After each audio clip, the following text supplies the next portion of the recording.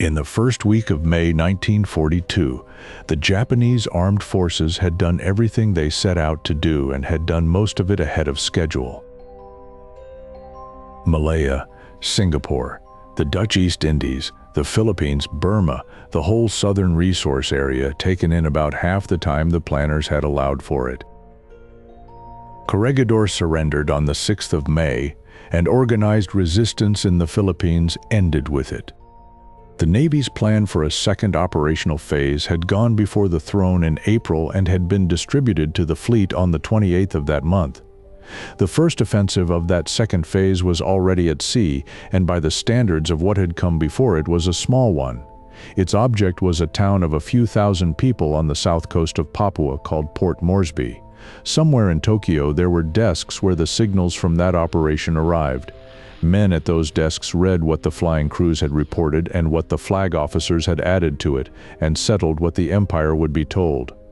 What went out on the 9th of May, and what the rest of the world heard within hours, was that the American aircraft carriers, Yorktown and Saratoga, had been sunk, along with a battleship of the California class, and that a heavy cruiser of the Canberra class had been damaged. 3.5 years later, in a room in occupied Tokyo on October 19, 1945, an American officer named Shands sat down with Captain Maneo Yamaoka, who had been operations officer on the staff of the 5th Air Flotilla and had spent the battle on the bridge of the carrier Zuikaku. Asked what damage he believed had been done, Yamaoka said that more than 6 torpedoes hit on the Lexington, that more than 8 bombs had hit her as well, and that 2 torpedoes had struck the Yorktown. Lexington took 2 torpedoes and 2 bombs. Yorktown took a single bomb and a scatter of near misses, and no torpedo touched her at all. Saratoga was 3,000 miles away on the American west coast, finishing a refit, and no battleship of any nationality was present in the Coral Sea on either side.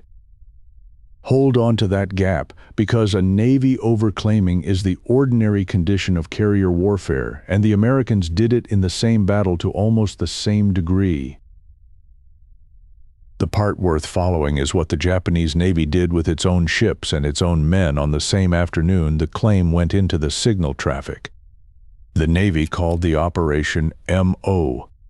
11 transports and their escort had come out of Rabaul, carrying about 5,000 troops of the South Seas Detachment under Major General Tomitaro Hori, with a battalion of naval landing troops attached. They were to run down through the Louisiade archipelago, turn the corner at Deboyne, cut through Jomard Passage, and put those men ashore at Port Moresby. A light carrier, Shoho, was tied to the convoy itself, and her orders were narrow. Yamaoka described them to his interrogator as defending the transports and scouting for submarines, and Commander Sakino of the 6th Cruiser Squadron staff, questioned in the same building 2 days earlier, put it the same way and added that she was not there to deliver an attack. Further east, 2 fleet carriers, Shokaku and Zuikaku, were to cover the whole undertaking, deal with any American force that appeared, and then go and hit Townsville on the Australian coast, where American aircraft and troops were coming ashore. Landing parties had already taken Tulagi in the Solomons on the 3rd of May and put a seaplane base there to widen the search area. The landing at Port Moresby stood on the calendar for the 10th. On the afternoon of the 8th, with the battle still running and with the claim of 2 sunken American carriers already in the traffic, the officer commanding the whole operation canceled it. The reasons the surviving record gives for that cancellation do not agree with one another, and the sorting of them can wait. The sequence of orders that produced it is not in dispute anywhere, and it runs as follows. The 7th of May went wrong in a way that was hard to see from either bridge. The 2 Japanese fleet carriers put up a full strike at 6:10 in the morning against what their scouts had called an enemy carrier and cruiser. The strike leader, Lieutenant Commander Kakuichi Takahashi, searched for 2 hours, found an oiler and a destroyer instead, and spent his dive bombers on them. The destroyer Sims went down under 3 direct hits. The oiler Neo-Sho was left wrecked and drifting and stayed afloat for 4 more days with survivors aboard. At almost the same hour, by an error of the same kind, 90-odd American aircraft hunting the fleet carriers found Shoho off Mishima Island and put her under. She capsized within minutes of the first hit. Sakino counted about 9 bombs and 4 torpedoes into her and put the loss at some 500 of her 1,200 crew. Yamaoka said more than 5 torpedoes and many bombs, and reckoned that 2 of every 8 men aboard came off alive. The 2 officers served on different staffs, and neither set of figures has ever been reconciled with the other. By 7 that morning, before Shoho was hit, Vice Admiral Shigeyoshi Inoue at Rabaul had already ordered the invasion suspended. 3 Allied cruisers and their destroyers under the British Rear Admiral John Crace had been sighted well to the west, in a position to sit across the passage the convoy needed, and they had beaten off air attacks from Rabaul and from the New Guinea fields without losing a ship. When word of Shoho came in a few hours later, Inoue turned the transports around, and that evening he stripped them of their escort as well. There was one more thing tried that day. At 2:30 in the afternoon, Takagi and Rear Admiral Chuichi Hara picked out their best night flyers and launched 27 aircraft, 12 dive bombers and 15 torpedo aircraft, without fighter escort, to find the American carriers in the dark at the outer limit of their range. They found nothing, jettisoned their loads and turned for home, and on the way back they flew straight over the American task force without knowing it. The American patrol shot several of them down. About 6 others came within a minute or 2 of landing on the Yorktown by mistake and were driven off by gunfire at the last moment. Hara ordered his searchlights switched on to bring the rest aboard, which was a considerable risk with an enemy carrier force somewhere within 40 miles. 11 crashed or wrecked themselves landing. 6 of the 27 came back intact. The 8th was the day the fleet carriers found one another. Shokaku took 3 bombs between 7 minutes past 9 and 20 to 10. 1 tearing open her port bow and carrying away the anchor gear, 1 wrecking the after end of the flight deck, 1 striking beside the island. The fires and explosions killed 108 of her men and wounded about 40. She could still land aircraft and could no longer launch any. Her captain asked permission to retire, got it, and at 10:10 she turned northeast and ran at 30 knots with her bow open to the sea, the same day while cruisers and destroyers were still shepherding her clear of the battle area. She was struck off the order of battle for the operation the combined fleet had planned against Midway in June. American airmen came home from that strike reporting 6 hits on her, and the United States Strategic Bombing Survey was still printing 6 3 years afterwards. At 1:45 in the afternoon, Inoue ordered Vice Admiral Takeo Takagi to break off and retire. At 2:20 he canceled the invasion of Port Moresby. At midnight, from the combined fleet flagship, Admiral Isoroku Yamamoto countermanded him and told the striking force to turn south and destroy what remained of the American force. Takagi turned south. The Lexington had by then been abandoned and sunk by a destroyer's torpedoes. Rear Admiral Frank Jack Fletcher had taken the damaged Yorktown out of the area, and there was nothing to find, and Takagi gave up the search on the 11th. So the Empire was told on the 9th that 2 American carriers had gone down, and the order canceling the landing had been timed some 20 hours before that. Both were true statements about the same Navy on the same day, and the second was the one written into the operational files. The precise wording of the announcement is harder to establish than it looks. Japanese wartime communiques of that period survive in the main through what foreign wire services and Allied monitoring stations reported them as saying, and Australian and British reporting from the 9th and 10th of May carries the claim in that second-hand form, together with a public denial by the British Admiralty of a further Japanese claim to have damaged a battleship of the Warspite class. The shape of the claim is not in dispute anywhere. Its exact language is a reconstruction, because the men who wrote it left a thinner paper trail than the men who fought. While the claim stood, the fleet spent 6 weeks writing itself down, and every step of it is dated. On the 14th of May, a message reached the combined fleet reporting that both carriers of the 5th Carrier Division had taken losses among their flying crews and would not be available for the Midway operation. Zuikaku, which had not been touched by a single bomb, had lost 40% of her aviators. Her own losses over the 2 days ran to 1 fighter, 8 dive bombers, and 14 attack aircraft, with the crews lost out of the fighter, 4 of the dive bombers and 9 of the attack aircraft. Shokaku came into Kure on the evening of the 17th after evading 8 American submarines vectored onto her track by an intelligence staff at Pearl Harbor that had given her the codename Wounded Bear, and she had taken so much water through the shattered bow at speed that she nearly went over on the passage home. She could not be moored alongside and let an anchor go instead. Yamamoto and his chief of staff Ugaki went aboard to look at her and to praise the crew. Zuikaku reached Kure on the 21st, having touched at Truk on the way. On the 25th, she was earmarked for the later phase of the Aleutians operation in case she should be wanted. 2 days after that, Vice Admiral Chuchi Nagumo took the striking force out of Hashirajima for Midway with 4 flight decks instead of 6. Nobody wrote the Port Moresby landing off in that period. They moved it. The occupation went back on the calendar for the 3rd of July, on the understanding that the Midway and Aleutian operations would be finished first and the covering force would then be available. A smaller operation against Nauru and Ocean Island, which had been queued behind MO, sailed from Rabaul on the 11th of May and turned back on the 15th when a sighting report put an American carrier group nearby. The machinery was still turning. It was turning around a hole where 2 fleet carriers should have been. Which brings the question back round. A navy that had reported both American carriers sunk had recalled its transports, canceled the landing, and then found itself unable to put 2 of its 6 fleet carriers into the operation it cared about most. The record does not settle why the convoy was turned around, and the reasons on file contradict one another in specific and datable ways.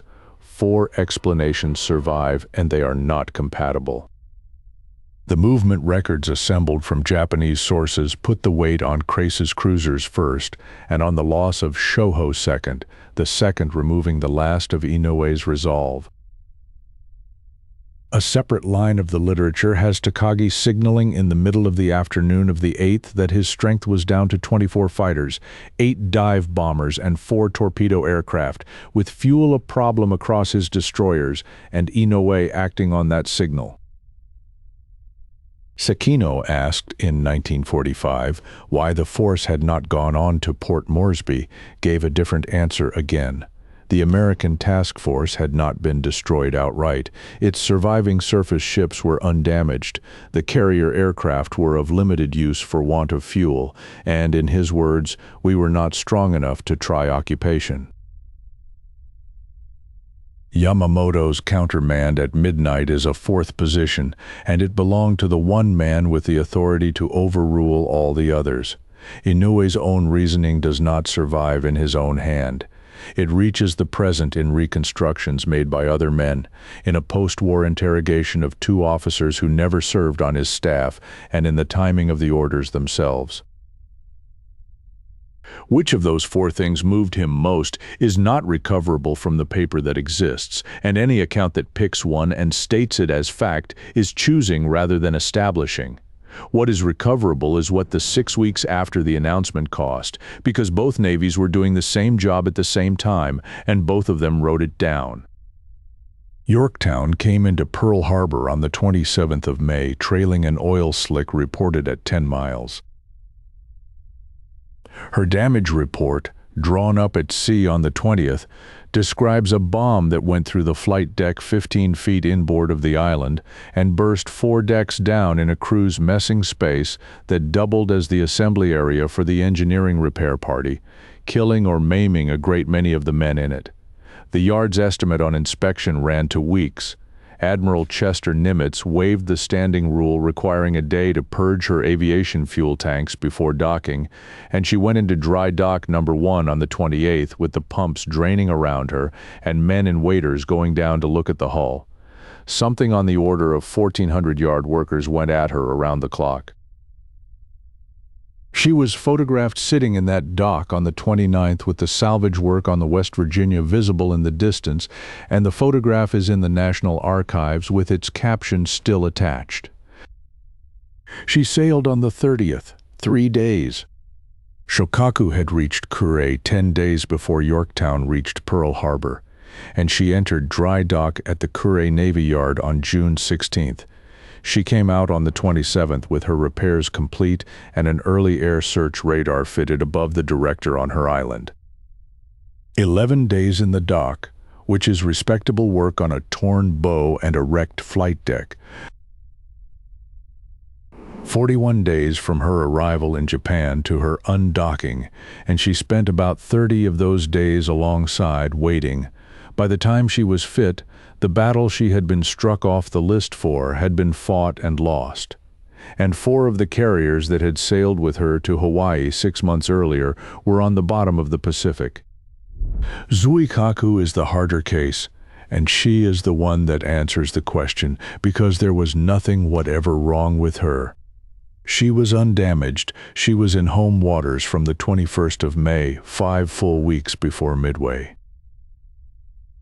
What she lacked was aircraft and trained men to fly them, and the surviving air crews of her damaged sister were sitting in the same country, within a few hours of her by rail. The record carries no attempt to combine the 2 air groups and no push of replacement airframes to her in time. Transfers of her people out to other units had been scheduled before the battle to fill vacancies elsewhere, and those transfers went ahead as planned, in part because replacement aircraft were not there to justify holding the men against them. The reconstruction of her movements assembled from Japanese records puts the reason in one flat sentence. Since the Navy believed it had sunk 2 American carriers and won the battle, such measures seemed unnecessary. What nobody left behind is a record of any officer at Kure or in Tokyo arguing the other way during those 5 weeks. That is the whole of it. The claim governed the operational reasoning as fully as it governed the public announcement. A fleet that thinks it has just destroyed 2 enemy carriers has no urgent cause to strip one air group to fill another, and every reason to carry on with the personnel shuffles it had already planned for the summer. The currency of that war was flight decks and trained carrier aircrew.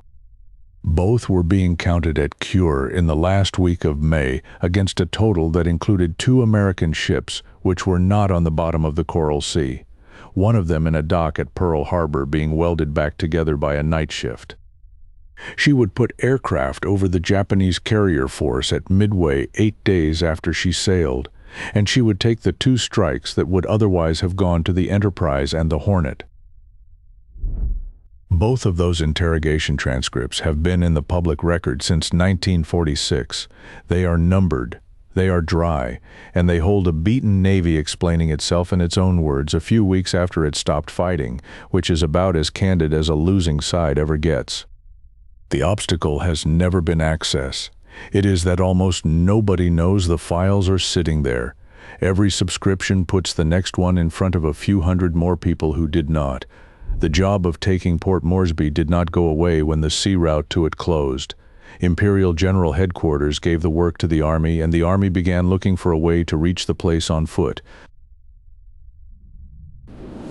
The Japanese and American fleets fought at Midway from the 4th to June 7th and cost Japan 4 fleet carriers in a day. 6 days after it ended, on the 14th, Lieutenant General Harukichi Hyakutake of the 17th Army received instructions to prepare for an overland attack on Port Moresby. He was cautioned not to commit major forces to New Guinea until the trail had been reconnoitered and the operation found to be feasible. On June 29th, the 15th Independent Engineer Regiment, a well-equipped unit stationed at Davao with a good record from the Malayan campaign, had orders to move up to Rabaul. Hori flew to Davao on the 30th to take his orders, and Hyakutake issued them the next day. The reconnaissance force was to consist of the Engineer Regiment, an infantry battalion of the South Seas Detachment, a field anti-aircraft battalion, and supporting troops under Colonel Yosuke Yokoyama. Yokoyama was to land in the Buna area, push to Kokoda and to the mountain pass beyond it, and report on the state of the road up from Buna and on the possible routes onward. There was no road. The route was a native footpath. It ran 50 miles from the coast up to Kokoda, and better than 100 more from there to Port Moresby. It climbed 6,000 feet in under 20 miles across a run of knife-edged ridges, and it crossed the range at a saddle 7,500 feet high, where the track goes 6 miles over broken rock with no level ground wide enough to pitch a tent and room for one man at a time to pass. Rainfall at 3,000 feet is 200 to 300 inches a year, and the valleys carry up to 30 feet of humus and leaf mold. The American official history of the campaign, written 15 years afterwards from captured Japanese orders, sets the word road inside quotation marks every time it appears in those orders. Yokoyama's instructions of July 16 required him to put the road east of the range into condition for motor traffic and to prepare the mountain sections for pack horses. The Army section of Imperial General Headquarters gave the go-ahead for the reconnaissance on the 11th. Within 5 days it had become something else. Hyakutake drafted a plan on the 18th committing the entire strength of the 17th Army to the capture of Port Moresby and of a flanking position at Samurai, and Yokoyama's force was no longer going ashore to find out whether the crossing was possible. It was going ashore to hold a foothold so the main body could follow. The Yokoyama force sailed from Rabaul on the 20th of the month under heavy escort in 3 transports, and its strength was about 1,800. The 1st Battalion of the 144th Infantry, most of the 15th Independent Engineers, a company of mountain artillery, a company of the Sasebo 5th Special Naval Landing Force, the greater part of a field anti-aircraft battalion, signal units, a field hospital section, and troops for water purification, transport, and port work. With them went 100 naval laborers from Formosa, 52 horses, and 1,200 people from around Rabaul impressed as porters. They came ashore at Basabua on the night of the 21st. Allied aircraft caught 1 transport, the Ayatozan Maru, still unloading off Gona, and sank her with 40 men and a number of vehicles aboard. The other 2 had already emptied their holds and got clear, and so did the escort. Yokoyama sent the naval party along to Buna and set the army base 3.5 miles east at Girua. That same evening he put together an advance force under Lieutenant Colonel Hatsuo Tsukamoto, about 900 men built around the infantry battalion with a regimental signal unit and an engineer company, and sent it inland with orders to push on night and day to the line of the mountain range. Tsukamoto took the wording at face value. His men made their first bivouac 7 miles in that night, outside Suputa, and by the following afternoon they were up at the gorge of the Kumusi River, where a wire rope bridge crossed the water and had given the place its name. A patrol of the Papuan Infantry Battalion sighted them a few miles short of Awala at 10 minutes to 6 on the evening of the 22nd, and the fighting for the track began there the next afternoon. The main body of the South Seas Detachment landed at Basabua a month later, unspotted and unopposed, and Hori went forward to Kokoda 3 days after that to take charge of the crossing himself.